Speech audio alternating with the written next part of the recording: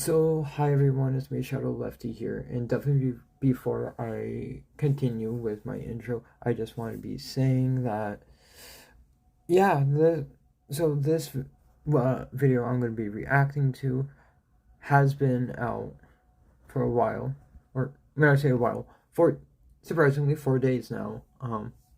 Yeah, so of course, as you can see, I'm going to be fully gonna be doing a reaction, and of course I'm not the first YouTuber to be doing a reaction to Goodbye Internet from the game theorists, or the game theorists, whatever. But yeah, so yeah, like how I said before, I'm not the first person to be doing a reaction to this, and yeah, and I just really hope that you enjoy. So precisely. But with an announcement like this, I wanted to bring it back to just us. There's no one else in the room. There's no teleprompters. There's no nothing. It's just the way that this whole thing started. It's a conversation between us. And sorry that I keep getting emotional about this. I'll try not to, but it's a big deal. You know, like, if you think about it, this channel is Steph and my first child, really. Before we had Ollie, before we had Skip, Catbat, like, it was this. This was our baby. This channel has been going for 13 years. I think in total it's somewhere around like 1,200 theories. And only half of those are FNAF. Shocking. I know, we actually did stuff that wasn't FNAF related. But this has been a literal third of my life. And I'm gonna miss you. I'm gonna miss this. I value what we have here. I value this conversation, this openness, this relationship that we share. And I'm sad that I won't be able to see you every week. Which then I guess prompts the question of like, why? Why am I doing this now? Why am I making this announcement today? Why am I walking away from the channels? Well, to be honest, it was Tom Scott. You can blame Tom Scott. Tom just did his farewell video and I'm like, well, he was able to do it. I want to be able to fly away in a helicopter. Obviously, that's not it. But really, my reasons for making this announcement today is probably largely the same as Tom's reasons, or Seth Everman's, or Captain Sparkles, or Papa Meats, or Stampy Longheads. Like, there's a lot of these videos that are coming out these days, and there's going to be a lot more happening throughout this year. Steph and I have known this video would be coming for the last 3 years. Oh. We weren't sure it was necessarily going to be today. We didn't know exactly when it would fall, but we knew it was going to happen eventually. That's why over the last couple of years, we've been staffing up so much. That's why we partnered with a larger company to help run the channels. That's why we've been spending so much time outside of this box, training up the team to make the best videos that they can. Because we knew that we couldn't do this forever. We knew that, honestly, we didn't want to do this forever. For as much as I love you, and I love overthinking things, and I love theorizing, I don't love late nights. I don't love the fact that Steph and I have been work first for over a decade, where I'm sitting down at dinner with my best friend, and we're talking about business logistics. Or we're talking about animatronic toes. I miss the days where I could just sit down on the couch with her and play video games, and it's not for content.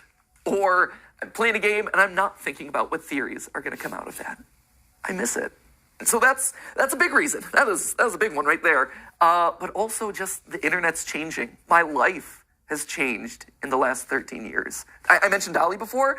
He's the coolest little dude, and he's getting older by the minute. And I watch him, and he has so much fun, and he is so much smarter than I was when I was his age. He also probably knows the FNAF lore better than I do, which is a problem that I should probably address at some point. But honestly, I want to be able to spend more time with him. Another sad fact of the matter is I'm getting older. I'm 37 now. The other day, I actually had to Google my own age. And you know that when you have to start like doing math in your head to calculate how old you are over the hill, my friends. Though to be fair, to my credit, I think I'm like the only 37-year-old out there who has an unironic appreciation of Skibbity Toilet. Then again, maybe that's the problem, right? Like, maybe that's not a good thing. And honestly, because this is all about us being honest, there is a bit of a selfish side to this. When you think about it, there's only really two ways to step away from a YouTube channel. You either just decide the day that you stop uploading and you're like, I'm done, or you just keep uploading videos from now until the heat death of the universe, and you watch as your relevance slowly dies or your passion slowly dies. And for me and my journey in this place, I always wanted to go out on a high note. And when you stop and look at the last year, this has been the best year in the theorist lifespan ever. Like, no joke. It is our highest view year. It is the year where we launched Style Theory and immediately put our foothold in a brand new space, and that took off, and now we're one of the top style and fashion channels on YouTube. And that kind of completes the trifecta of, hey, we now have a top channel in 4 different verticals that are completely different, and no other YouTuber really has ever been able to do it to that scale. That's amazing. This is also the year where I was able to meet you guys at our Broadway show. I was able to play at the PGA and show that, hey, YouTubers aren't particularly good at golf, but they can make your event relevant for like a couple of minutes. It was also the year that I got to host the Streamy Awards, and it wasn't cringe. I mean, to be fair, the Streamy Awards are always a little bit cringe, but it was the right amount of cringe. When I pull up videos of all my favorite creators, and I watch them, and all of a sudden I start hearing people just casually dropping, that's just a theory. It's just a theory, a game theory. Now, this is just a theory, people. At the end of the day, it's just a game theory. That's just a theory. A Freebirds theory. Also, a lot of lore, so if you're a big theory head, proceed at your own risk. I did not know about this theory. That's a theory. That right there, that is incredible. That's the note that I want to leave on. And that's how you just know it's the right time. All of those reasons coming together, saying, hey, this is the moment. And that's hard to say, because change is scary. Change is hard. But sometimes the right decision isn't the easy decision. The easy decision would just be to carry on doing this and do FNAF part 332. But that wouldn't be the right decision. I think the best way to explain it is with a video game analogy. Feels appropriate, right? Whoa, it's game theory. Ha! Did it. Check the game part of it off. But the way I like to think about it is Earthbound. I think I've made it pretty clear over the years that that is, without question, my favorite game of all time. Sans' Nest, all that, you're all familiar with that. But what you might not be familiar with at this point is how the game ends. At the end of Earthbound, after you save the world, everything opens up to you. You can revisit every single location that you've been to. You can talk to every NPC that you met on your journey. And it's this incredible moment as a gamer. You see just how many lives have been impacted thanks to your journey. And then after spending as much time as you want talking to all those people, you end up back home. You go back to where it all began, where you were just a kid waking up in bed and starting your adventure. And even though your mom's there and your dog's there and your weird telephone dad's there, it feels different somehow. Like, sure, this is still a place of love and acceptance and comfort and security, but you just don't quite fit anymore. Because you just traveled the world. You made all these new friends. You are different. You grew up. And your relationship to this place grows up. It evolves. In case you couldn't tell, I'm Ness, which I guess would also mean that I'm also Sans. But I was also Ness in the FNAF movie, which just opens up all sorts of weird canon. Slap a thumbnail on that one. So anyway, there you have it. That is why I'm leaving. I hope you can understand. But that obviously begs the question of, what happens to the channels? Well, for the next 10 weeks, we're going to have ourselves a big old going away party. If Unas Annas taught us anything, it taught us that you probably shouldn't use urine for a personal sauna. But if Unas Annas taught us 2 things, one was to not soak in your own urine, but 2 was to appreciate the time that you have left. So that's why over the next 10 weeks, we're going to have a bunch of theories that are going to be a lot of fun, revisiting old favorites, getting some closure on things. We're going to see some familiar faces, a lot of awesome stuff. Although to be fair, I think it's 9 weeks, and I think we counted this one as week 1. That was stupid of us. That, my friends, is how you wind up getting Wario being 10 feet tall. Mathematical rigor. Should have double-checked the numbers. So I have 9 theories left on each of the channels, but we're going to call them Matt Pat's Final 10 because that just sounds better. At which point then on March 9th, we're going to have that big going-away celebration, Matt Pat's Final Theory, and I just dust away. I stand astride my Music Man, and I just whip a nay-nay off into the distance. Okay. But then... I just want to be pausing right there, and how he said that. So basically, could you say that you're getting, some in a way, Thanos snapped? If that makes sense, as a joke. Once again, I'm not good at jokes, and Something whatever. special happens. But- Do the channels go away with me? No, actually. I've always thought that anyone can be a theorist, right? If you are passionate about a topic and you love to overthink it and over-research it, then congratulations, you're a theorist. And that could range from, hey, I have family recipes that I'm constantly looking to refine, to, hey, I want to create the perfect fantasy sports team. Because here's the thing, sports pros, at the end of the day, if you are in the statistics and numbers and doing calculations to see if your team won or lost, you're just playing a glorified Dungeons Yeah, I and suck at Dragons that. game. Hate to break it to you, you're one of us, my friends. And sure, game theory is a format that I created. It's a show with this very excitable host who makes a lot of cringy dad jokes and says the word lore a lot. But at the end of the day, Lore is it's lore. more than just the host. It is a show. It is a format. And in a broader sense, it is a state of mind. It's a way of thinking and approaching the world around you. It's more than just the host. And when you think about it, not a lot of YouTube channels function that way. We're special in that regard. Like, you're not going to be able to get another Markiplier stepping into the Markiplier channel. And you're never going to be able to recreate Jenna Marbles. And to be honest, you're never going to get another Matt Pat either. But you can have another game theorist. You can have another film theorist or food theorist or style theorist. I think in a lot of ways, we almost function kind of like the Doctor Who of YouTube, where as one host fades away, a new one kind of respawns in their place. And they're able to put their own unique spin and flavor on the format and make it their unique thing. You have eras of the different theorist channels. And so, you know, my era is fading away and someone new is coming in. Maybe this is the David Tennant to Matt Smith transition, right? That was good, solid series of episodes right there. So who then is going to be taking over the channels? Well, I don't know if you've noticed this, but fewer and fewer of the words that I'm saying in any given episode are actually mine. If you go down to the credits, you can actually see in the description that there are certain names that have been appearing more and more frequently. Like, yeah, I'm listed on every single one as the writer because I touch every single script, I polish it into my voice. But in all honesty, the bulk of what I'm saying is coming from someone else. It's their research. It's their work. Why should they have to filter their creativity through my voice? I've always envisioned these channels as a place where we could spotlight all sorts of creators. I mean, it even goes back to the original URL of this channel, right? It isn't game theory. It was always the game theorists, because this was a place where you could find a lot of like-minded creators, all with a passion for gaming and education. That's why we had the partner shows like Gaijin Goomba with Culture Shock, or Drake with Smash History, or Ryder with A Brief History, or Austin with The Science, and Lee with The Breakdown. They were all here because we all had a similar goal, to educate people through the lens of gaming. And then YouTube pivoted and then made it so that way doing a channel in that style doesn't really work anymore. But we still try to keep that ethos alive by making sure that we're regularly covering small indie projects. Stuff like OnlyCans, like Mandela Catalog, like OWO. OWO? See? I learned. But if we're doing that for all these other creators, why aren't we doing it for the creators on our own staff who have been in the trenches doing the research, writing these words to deliver to you over the last couple years? I have been fortunate.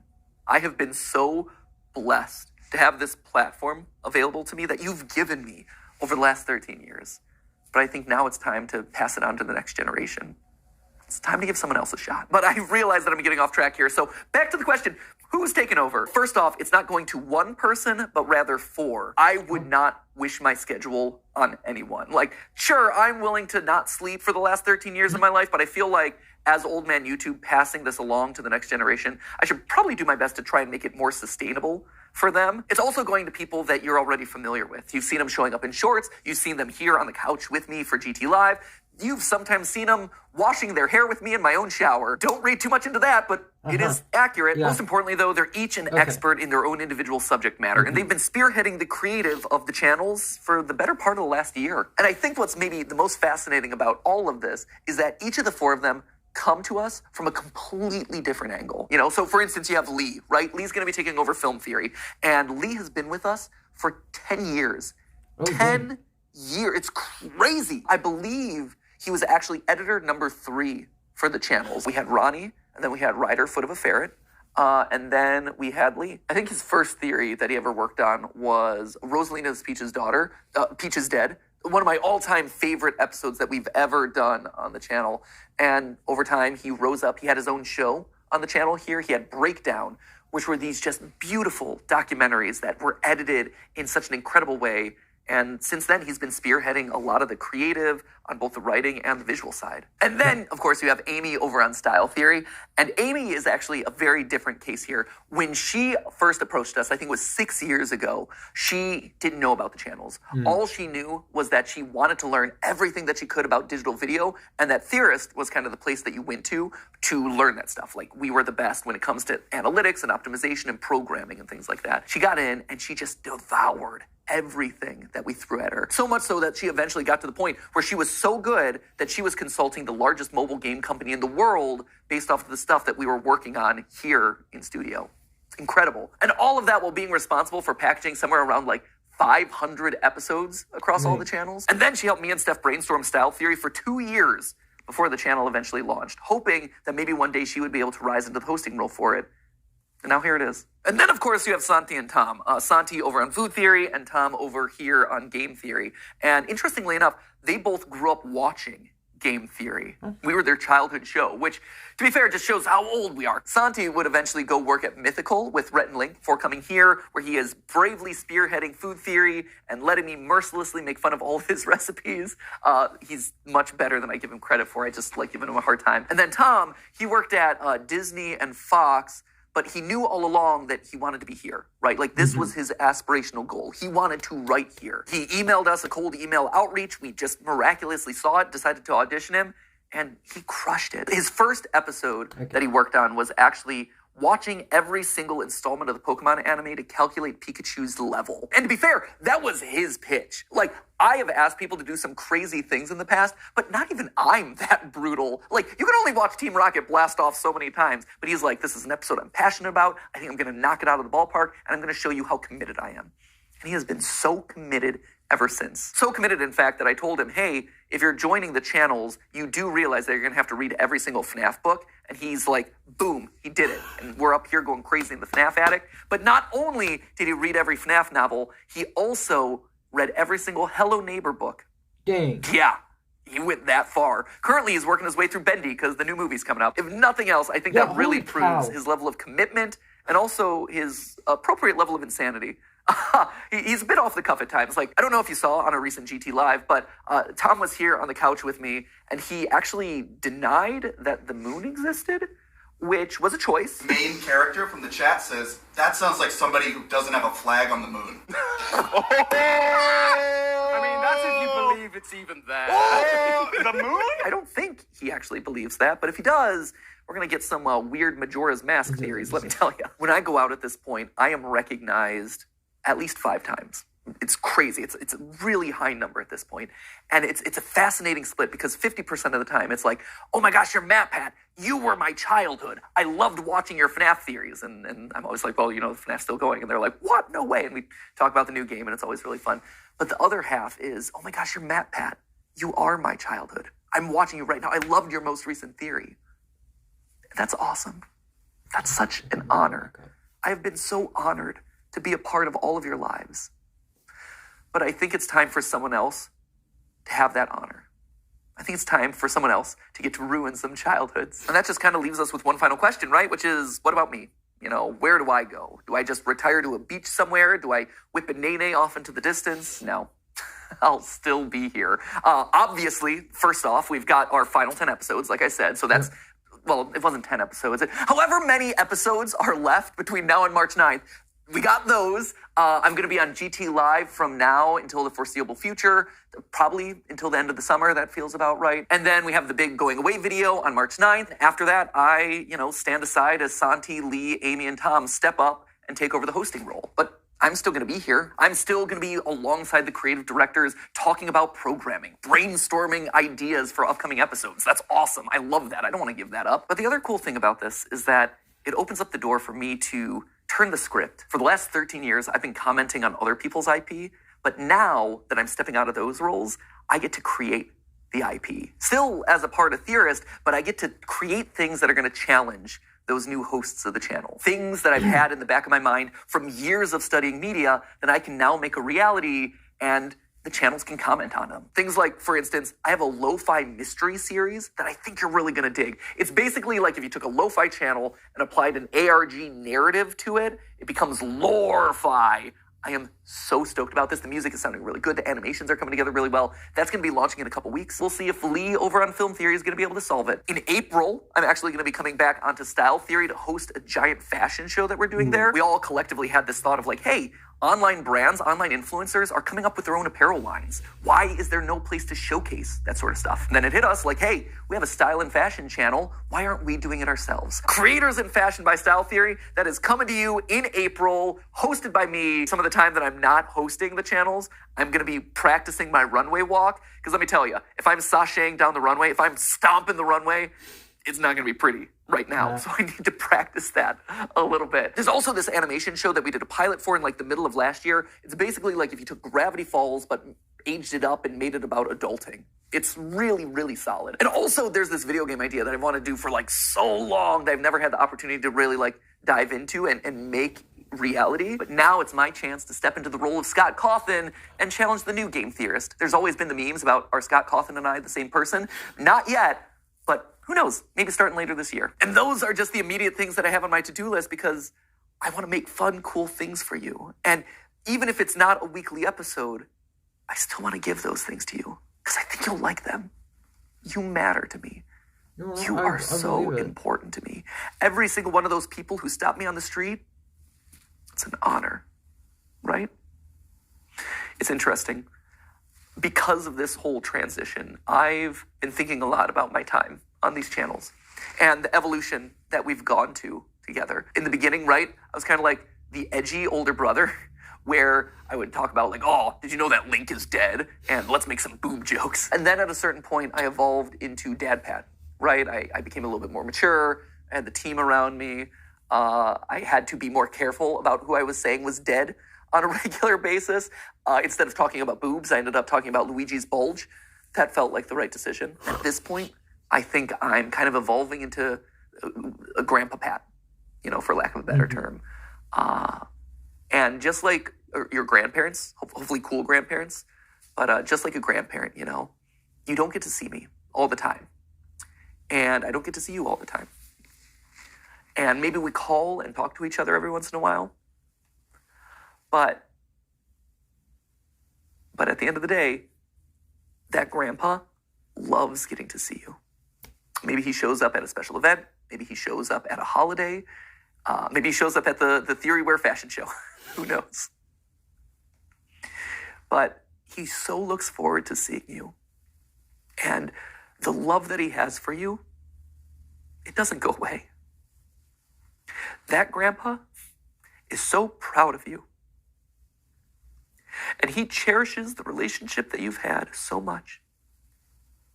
And he is so honored to be a part of your life. To have been a part of helping you grow. Oh, come on. And helping you experience the world. And he looks forward to seeing you at the next event. And if you see him on the street, we'll hang out. And hopefully he brings you cool, fun gifts. I know this is going to sound cheesy. And I know the internet will probably break me over the coals. Mm-hmm. For crying, for one, but I love you guys. I do. You're not just numbers. You're not just ad impressions. You're not just merch sales. What you have done for me, and from everyone I talk to, what I've done for you is special. It's special. When I was in middle school, I had this goal of making the world a better place because I had been a part of it. It didn't have to be big. It didn't have to be curing cancer. But I wanted there to have been a ripple impact. Just because I was there. Butterfly effect and all that. we've done it. I think we've been able to achieve something great here. You have taken me on the wildest, craziest 13-year ride of my life. And I'm so grateful. So, Grandpa Pat is going to sign out now, and I'll be around for a couple more weeks. I'll be living around the house for a while. We'll have a big family reunion celebration. Then I'll go off to my little shack in the woods, my retirement home down in Florida, and I'll pop in every once in a while. Anyway, at this point in my notes, I had it written that we're going to start the countdown clock of that final 10 episodes, final 9 episodes. So start that. I don't know what it's going to look like yet. Hopefully the editors don't rip off Unis Honest too much. If they do, I hope they change it. And with that, 9 theories remain. And with that, I'm going to say, for one of the final times, not the final time, but one of the final times, as always, my friends, remember, it's just a theory. A game theory. Thank you.